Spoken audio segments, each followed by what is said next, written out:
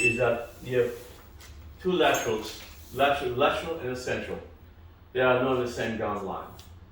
So you determine where your gum line needs to be based on your diagnostic mock-up. Okay? You establish your diagnostic mock-up. So what you do then is this.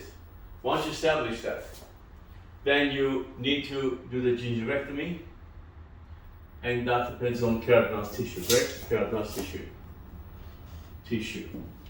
How much keratinized tissue we have? Usually you have more than 3 or 5, so you have enough room to play. Now, once you determine where you are, you get your margins correct, and then you use the bone cutting burr to get like a millimeter, okay, here, and a millimeter there. Now, if you want to change the angulation of your teeth, this is determined by diagnostic mock-up.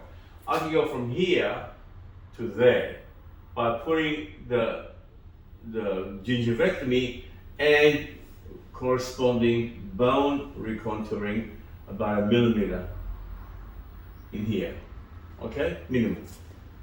So you can change things. Why like a millimeter?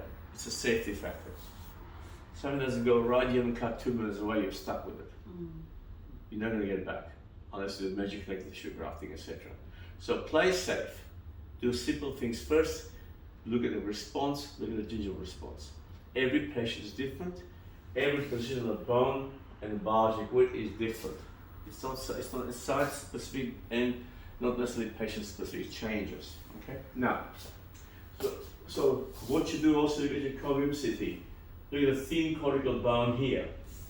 Okay. Why I don't like having flap elevations? Because if there's a dehiscensis here, you might get a major recession. You can't control the other end. When you do a complex procedures, you need to control the other end. You can't control, you don't do it. Simple. I can control, I don't do it. That's when you share the risk with another specialist colleague. It's very important. Okay. So, what is the most important is a diagnostic mock-up. That determines your end treatment position, your end treatment therapeutic position. Once you achieve it, patient integrates, there's a tissue, tooth, implant, doesn't know what it is, restoration.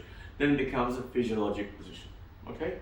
Therapeutic becomes physiologic as the patient adapts, tissues adapt, it's all working harmoniously. All clean?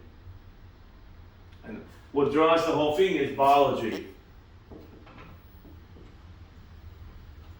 There. All right, good. Thank you.